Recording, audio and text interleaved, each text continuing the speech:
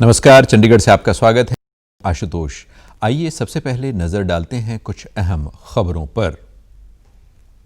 प्रधानमंत्री के अनुसार नई शिक्षा नीति है 21वीं सदी के नए भारत की नींव।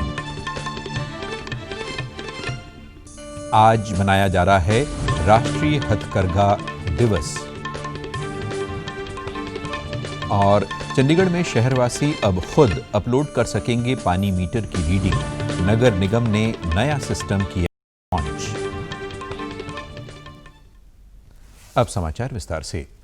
प्रधानमंत्री नरेंद्र मोदी ने देश के छात्रों को वैश्विक नागरिक बनने और अपनी संस्कृति में निहित होने की आवश्यकता जताई है।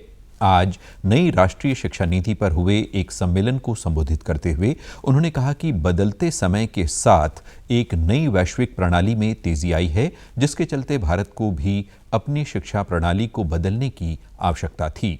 नरेंद्र मोदी ने कहा कि शिक्षा नीति से विद्यार्थियों की सीखने की शक्ति में सुधार होगा। वे जो भाषा बोलते हैं उसी भाषा में शुरू की शिक्षा दी जाए तो ये बहुत ही अच्छा होगा। इसलिए जल्द से जल्द 5वीं कक्षा तक मातृभाषा में शिक्षा देने की सिफारिश नई शिक्षा नीति में की गई है।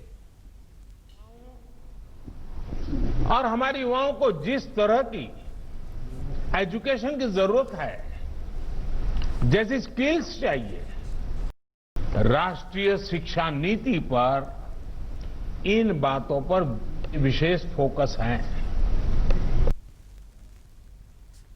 प्रधानमंत्री ने कहा कि नई शिक्षा नीति 21वीं सदी के नए भारत की नींव है। इससे युवाओं को उनकी जरूरत की शिक्षा और कौशल मिलेगी। श्री मोदी ने कहा कि नई शिक्षा नीति ने एक स्वस्थ बहस की शुरुआत की है और इस पर जितना अधिक विचार होगा उतने ही अच्छे से नई शिक्षा नीति को लागू करने में अभी हमारी शिक्षा व्यवस्था है, उसमें व्हाट टू थिंक, मैं बहुत जिम्मेवारी से बोल रहा हूं, व्हाट टू थिंक पर फोकस रहा है, जबकि इस शिक्षा नीति में हाउ टू थिंक उस पर बल दिया जा रहा है।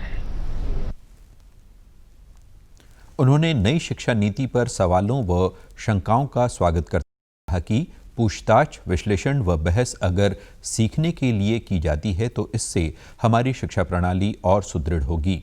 नरेंद्र मोदी ने कहा कि नई शिक्षा नीति से विद्यार्थी सशक्त बनेंगे। अब विद्यार्थियों को किसी भी स्तर पर पढ़ाई छोड़ने या बदलने का अवसर दिया जाएगा। उन्होंने इस बात का खुलासा किया कि नई शिक्षा नीति बहुत लंबे सोच विचार के बाद तैयार की गई है। प्रधानमंत्री ने कहा कि पिछले अनेक वर्षों से हमारी शिक्षा नीति में बड़े बदलाव नहीं हुए थे और समाज में आदर्शों तथा सोच को आगे बढ़ाने की बजाय एक दूसरे के अनुकरण करने को प्रोत्साहन मिल रहा था। अपनी हिम्मत, साहस और दूरदृष्टि के चलते सुभाष चंद्र बोस ने राष्ट्र की स्वतंत्रता के लिए युवाओं को न केवल प्रेरित किया बल्कि सशस्त्र क्रांति के जरिए ब्रिटिश हुकूमत को सीधे चुनौती देने की रणनीति अपनाई। उनकी आज़ाद हिंद फौज की शक्ति की गूंज आज भी भारत के स्वतंत्रता इतिहास की बड़ी पूंजी मानी जाती है। स्वतंत्रता सेनानी चंद्र सिंह भी सुभाष चंद्र बोस के फौज का हिस्सा थे। चंद्र सिंह के पुत्र आनंद सिंह ने बताया कि उनके पिता ने इंडियन नेशनल आर्मी में सुभाष चंद्र बोस की फौज में रहकर देश की आज़ादी में अपना योगदान दिया। उन्होंने बताया कि चंद्र सिंह को जेल में बंद कर दिया गया था, जिन्हें देश के आज़ाद होने के उपरांत रिहा किया गया। आनंद सिंह ने प्रधानमंत्री नरेंद्र मोदी द्वारा किए गए कार्यों की सराहना करते हुए कहा कि प्रधानमंत्री ने स्वतंत्रता सेनानी परिवारों के लिए बहुत से अहम फैसले लिए हैं। सुभाष चंद्र बोस फौज में एज ए सिपाही भर्ती हुए थे और उन्होंने ब्रह्मा में और जितनी भी मतलब अंग्रेज़ों की यातनाएं सही हैं और फिर वो बाद में जितनी भी INA फौज थी उसको पकड़ लिया गया था और जेल में बंद कर दिया गया था।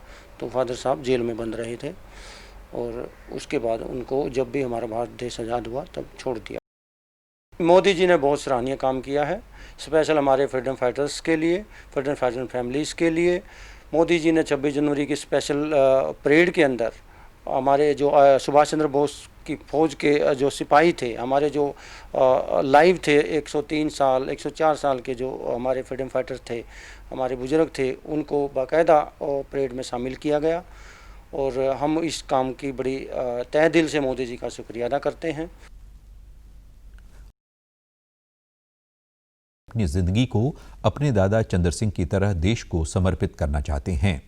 आनंद के बड़े बेटे जतिन कुंडू ने अपने दादाजी को याद करते हुए कहा कि वो भी अपने दादा की तरह आर्मी ज्वाइन करना चाहते हैं और देश की रक्षा के लिए अपने आप को समर्पित करना चाहते हैं।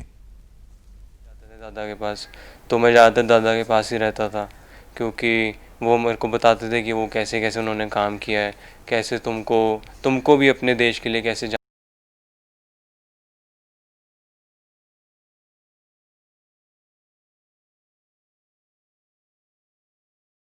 मैं भी यही चाहता हूँ कि मैं भी अपना जितना समय है मैं अपने सारा देश के लिए दूँ। देश भर में आज राष्ट्रीय हथकरघा दिवस मनाया जा रहा है। ये 5वां हथकरघा दिवस है। इस दिन को मनाने का उद्देश्य हथकरघा उद्योग के महत्व और देश के सामाजिक व आर्थिक विकास में इसके योगदान के बारे में जागरूकता फैलाना है।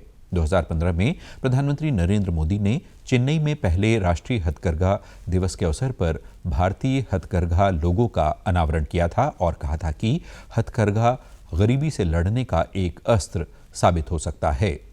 इस अवसर पर केंद्रीय कपड़ा मंत्री स्मृति ईरानी ने एक हैंडलूम ऐप और पोर्टल लॉन्च किया ताकि ग्राहकों को हथकरघा उत्पादों की जानकारी हासिल हो सके। मंत्री ने इस अवसर पर 10 हस्तशिल्प गांव बनाने की बात कही ताकि हथकरघा को बढ़ावा देने के साथ साथ पर्यटन उद्योग भी फले फूले। प्रोडक्ट उत्पाद मात्र कपड़ों तक, होम फर्निशिंग तक सीमित ना रहे। विश्व भर में इस बात की जिज्ञासा है कि हमारे बुनकर धागों के माध्यम से अपने सपनों को कैसे पिरोते हैं, how do they weave their magic. और हम चाहते हैं कि विश्व भर का और पर्यटक इन विशेष क्राफ्ट और हैंडलूम विलेज में जाए, न सिर्फ बुनकर के ताने बाने को समझे। उन्होंने हस्तशिल्पियों को प्रधानमंत्री के आत्मनिर्भर भारत अभियान में सहायता करने की अपील की। स्मृति ईरानी ने एक हथकरघा प्रदर्शनी का भी उद्घाटन किया। उन्होंने कहा कि हस्तशिल्प गांव में जब देश विदेश के पर्यटक जाएंगे तो उन्हें हस्तशिल्प के बारे में जानकारी हासिल होगी और विश्व भर में भारत के हस्तशिल्प को बढ़ावा मिलेगा। चंडीगढ़ नगर निगम द्वारा एक नए सिस्टम को लॉन्च किया गया है, जिससे अब उपभोक्ता अपने घर से ही पानी के मीटर की रीडिंग ई-संपर्क ऐप के जरिए निगम को भेजकर अपने घर के पानी के बिल को ठीक करवा सकते हैं। मेयर राजबाला मलिक, नगर निगम के कमिश्नर के यादव तथा अन्य अधिकारियों की मौजूदगी में इस सिस्टम को लॉन्च किया गया।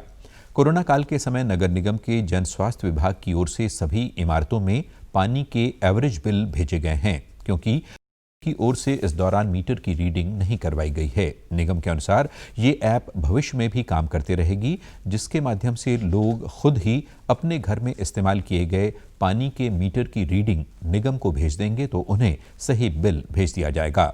मेयर ने कहा कि ई-संपर्क की ऐप से शहरवासियों को पानी तथा बिजली के बिल का भुगतान भी ऑनलाइन करने की सुविधा मिलेगी तथा इस ऐप में जोड़े गए ऑप्शन का शहरवासियों को काफी लाभ मिलेगा। चंडीगढ़ में कुल 1327 कोरोना संक्रमित मामले मिलने की पुष्टि हुई है। कल बड़ी संख्या में नए कोरोना संक्रमितों की रिपोर्ट सामने आई है, जिनमें 7 मामलों की पुष्टि रैपिड एंटीजन टेस्ट तथा 50 मामलों की पुष्टि RT-PCR द्वारा हुई है। इस तरह कल कुल 57 नए केस मिले हैं। शहर के विभिन्न क्षेत्रों से मिले नए मरीजों के पारिवारिक सदस्यों व संपर्क में आए लोगों की आज टेस्टिंग जारी है। स्वास्थ्य विभाग द्वारा मरीजों के संपर्क में आए लोगों को क्वारंटीन भी किया जा रहा है। कल एक तरफ जहां एक दिन में बड़ी संख्या में नए कोविड-19 मामले सामने आए हैं, वहीं दूसरी तरफ काफी संख्या में इस बीमारी से लोग स्वस्थ भी हुए हैं। कल 62 मरीजों को ठीक होने के बाद छुट्टी दे दी गई है तथा अब तक चंडीगढ़ में 777 मरीज कोरोना से ठीक हो चुके हैं। 20 लोगों की मृत्यु कोरोना के कारण हुई है तथा 529 संक्रमित अभी उपचाराधीन हैं। स्वास्थ्य विभाग द्वारा नए सैंपल लेने का कार्य जारी है तथा 81 सैंपलों की रिपोर्ट अभी आनी है। प्रशासन ने लोगों से अपील की है कि वे कोविड-19 से संबंधित जारी हिदायतों जैसे कि सामाजिक दूरी बनाकर रखना तथा मास्क पहनने का पालन करें, क्योंकि ये कोरोना से बचाव के लिए जरूरी है। और अब खबरें फटाफट। चंडीगढ़ हाउसिंग बोर्ड ने अपने मकानों में पेइंग गेस्ट रखने की दी मंजूरी। वन विभाग द्वारा आयोजित वृक्षाबंधन कार्यक्रम के विजेताओं की घोषणा। धनास की सरकारी मॉडल सीनियर सेकेंडरी स्कूल की प्रिंसिपल सीमा राणा, सेक्टर 42 के पीजीजीसी की प्रिंसिपल बीनू डोगरा तथा डॉक्टर रंजना शर्मा व विवेक शर्मा विजयी घोषित। और आप हमारे समाचार YouTube channel DD news Chandigarh, Facebook DD news Chandigarh और Twitter handle DD news CHD पर भी देख सकते हैं। इसी के साथ चंडीगढ़ से समाचारों का सिलसिला समाप्त होता है। नमस्कार।